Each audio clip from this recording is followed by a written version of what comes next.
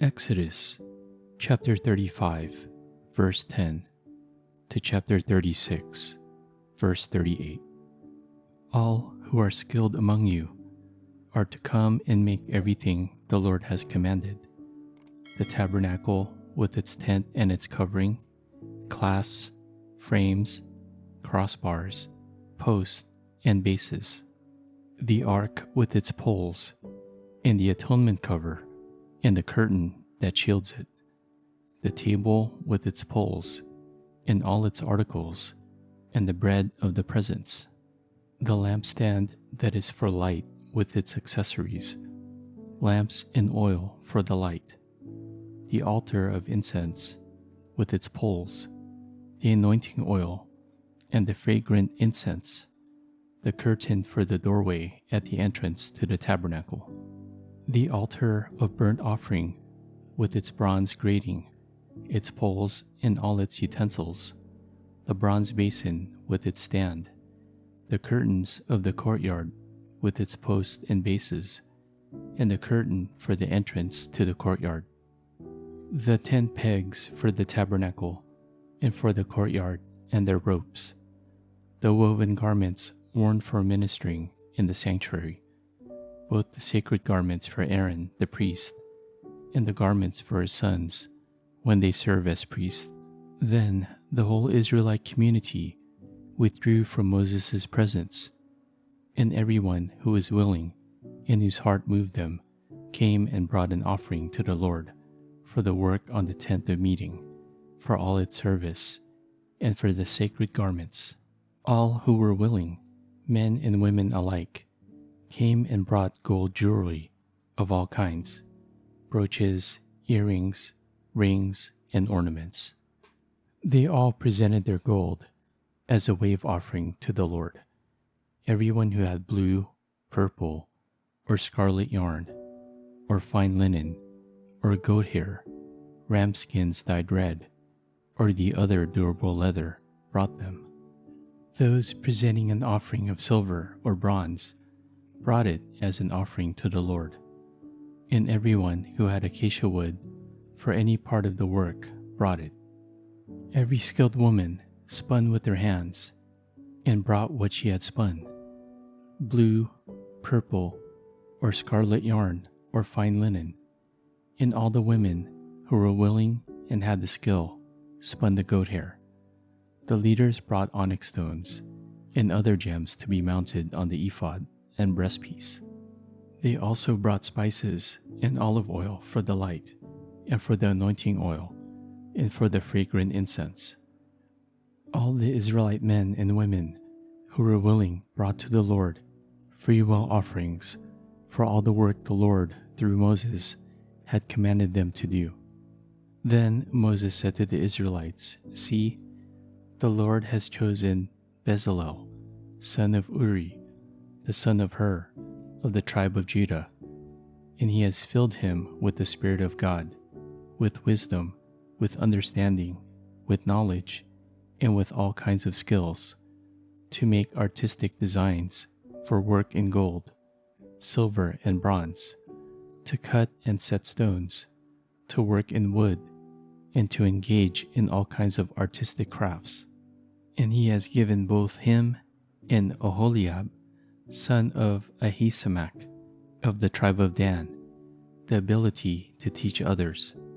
He has filled them with skill to do all kinds of work as engravers, designers, embroiderers in blue, purple, and scarlet yarn, and fine linen, and weavers, all of them skilled workers and designers. So Bezalel, Oholiab, and every skilled person to whom the Lord has given skill and ability to know how to carry out all the work of constructing the sanctuary, are to do the work just as the Lord has commanded." Then Moses summoned Bezalel and Oholiab and every skilled person to whom the Lord had given ability and who was willing to come and do the work. They received from Moses all the offerings the Israelites had brought to carry out the work of constructing the sanctuary. And the people continued to bring free will offerings morning after morning. So all the skilled workers who were doing all the work on the sanctuary left what they were doing and said to Moses, "The people are bringing more than enough for doing the work the Lord commanded to be done." Then Moses gave an order, and they sent this word throughout the camp: "No man or woman is to make anything else as an offering for the sanctuary." And so the people were restrained from bringing more, because what they already had was more than enough to do all the work. All those who were skilled among the workers made the tabernacle with 10 curtains of finely twisted linen and blue, purple, and scarlet yarn, with cherubim woven into them by expert hands. All the curtains were the same size, 28 cubits long and 4 cubits wide. They joined 5 of the curtains together and did the same with the other 5. Then they made loops of blue material along the edge of the end curtain in one set, and the same was done with the end curtain in the other set. They also made 50 loops on one curtain and 50 loops on the end curtain of the other set, with the loops opposite each other. Then they made 50 gold clasps and used them to fasten the 2 sets of curtains together, so that the tabernacle was a unit. They made curtains of goat hair for the tent over the tabernacle, 11 altogether.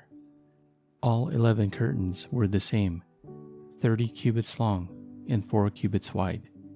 They joined 5 of the curtains into one set, and the other 6 into another set. Then they made 50 loops along the edge of the end curtain in one set, and also along the edge of the end curtain in the other set. They made 50 bronze clasps to fasten the tent together as a unit.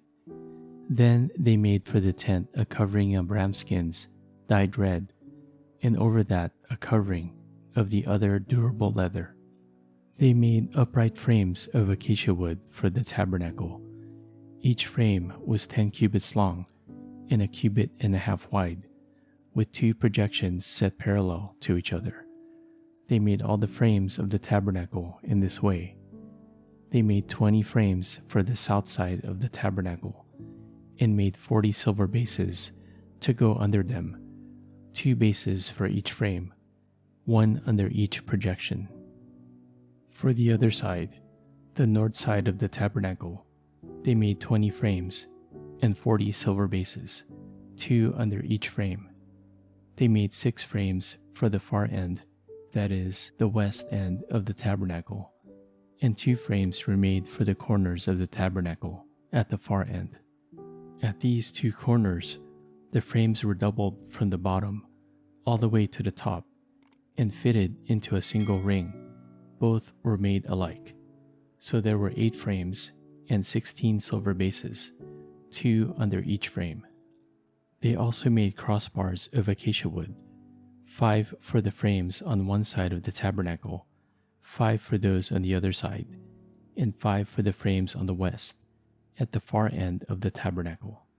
They made the center crossbar, so that it extended from end to end at the middle of the frames. They overlaid the frames with gold, and made gold rings to hold the crossbars. They also overlaid the crossbars with gold. They made the curtain of blue, purple, and scarlet yarn, and finely twisted linen, with cherubim woven into it by a skilled worker. They made 4 posts of acacia wood for it, and overlaid them with gold. They made gold hooks for them, and cast their 4 silver bases. For the entrance to the tent, they made a curtain of blue, purple, and scarlet yarn, and finely twisted linen, the work of an embroiderer, and they made 5 posts with hooks for them. They overlaid the tops of the posts and their bands with gold, and made their 5 bases of bronze. Matthew chapter 27, verse 32 to 66. The crucifixion of Jesus. As they were going out, they met a man from Cyrene named Simon, and they forced him to carry the cross. They came to a place called Golgotha, which means the place of the skull. There they offered Jesus wine to drink, mixed with gall, but after tasting it, he refused to drink it.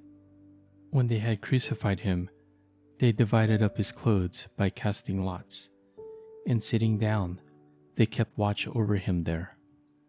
Above his head, they placed a written charge against him. "This is Jesus, the King of the Jews."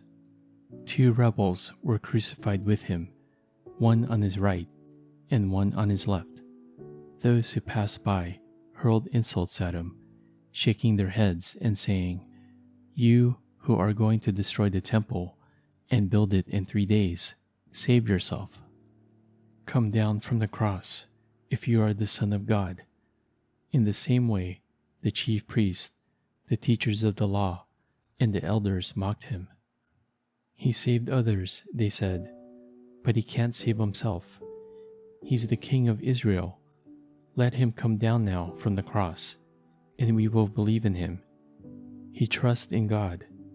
Let God rescue him now, if he wants him, for he said, 'I am the Son of God.'" In the same way, the rebels who were crucified with him also heaped insults on him. The death of Jesus. From noon until 3 in the afternoon, darkness came over all the land. About 3 in the afternoon, Jesus cried out in a loud voice, "Eli, Eli, lema sabachthani," which means, my God, why have you forsaken me?" When some of those standing there heard this, they said, "He's calling Elijah." Immediately, one of them ran and got a sponge. He filled it with wine vinegar, put it on a staff, and offered it to Jesus to drink. The rest said, "Now leave him alone. Let's see if Elijah comes to save him." And when Jesus had cried out again in a loud voice, he gave up his spirit. At that moment, the curtain of the temple was torn in two from top to bottom. The earth shook, the rocks split, and the tombs broke open. The bodies of many holy people who had died were raised to life. They came out of the tombs after Jesus' resurrection and went into the holy city and appeared to many people. When the centurion and those with him who were guarding Jesus saw the earthquake and all that had happened, they were terrified and exclaimed, "Surely he was the Son of God." Many women were there, watching from a distance. They had followed Jesus from Galilee to care for his needs. Among them were Mary Magdalene, Mary, the mother of James and Joseph, and the mother of Zebedee's sons. The burial of Jesus. As evening approached, there came a rich man from Arimathea named Joseph, who had himself become a disciple of Jesus. Going to Pilate, he asked for Jesus' body, and Pilate ordered that it be given to him. Joseph took the body, wrapped it in a clean linen cloth, and placed it in his own new tomb that he had cut out of the rock. He rolled a big stone in front of the entrance to the tomb and went away. Mary Magdalene and the other Mary were sitting there opposite the tomb. The guard at the tomb. The next day, the one after preparation day, the chief priests and the Pharisees went to Pilate. "Sir," they said, "we remember that while he was still alive, that deceiver said, 'After 3 days I will rise again.' So give the order for the tomb to be made secure until the 3rd day. Otherwise, his disciples may come and steal the body and tell the people that he has been raised from the dead. This last deception will be worse than the first." "Take a guard," Pilate answered. "Go, make the tomb as secure as you know how." So they went and made the tomb secure by putting a seal on the stone and posting the guard. Psalm chapter 34, verse 1 to 10.